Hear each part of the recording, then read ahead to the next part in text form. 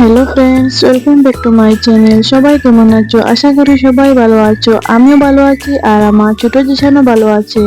তো আজকে আমি তোমাদের কাছে আরো একটি নতুন ভিডিও নিয়ে এসেছি। আশা করি তোমাদের কাছে খুবই ভালো লাগবে।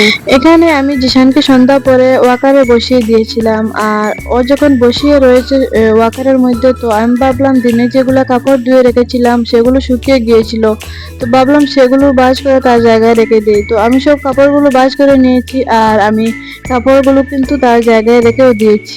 আর ওইদিকে আমার হাজবেন্ড গিয়েছিলেন বাজারে, তো উনি সবজিও নিয়ে এসেছেন। তো কি কি এনেছেন তোমাদেরকে দেখিয়ে দিই। ওদিকে শিম এনেছেন, আর এটা রামাইশ এনেছেন। তো এটাকে আমি রামাইশ বলি, তোমরা কে কি বলো কমেন্ট বক্সে জানিয়ে দিও।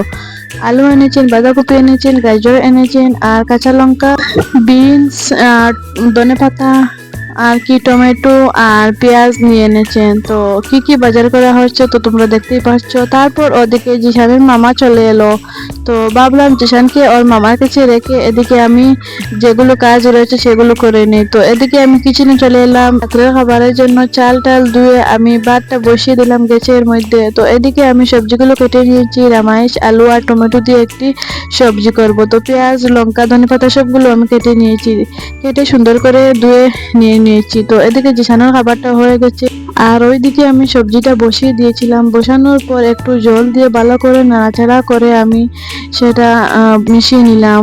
তারপর আমি একটা ঢাকনা দিয়ে সেটা গুঁড়ে দিয়েছিলাম। তো তারপর এদিকে আমি জিশানের খাবারটাও নিয়ে নিলাম, গ্রাইন্ডার করে নিলাম, আর ওকে খাইয়ে দিয়েছিলাম। আর ওদিকে দেখতে পাচ্ছেন কি কাণ্ড করছে ওরা মামা ভাগ্নে দুজনে।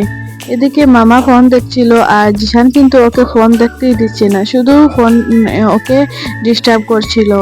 তো আজকের ভিডিও এতটুকু।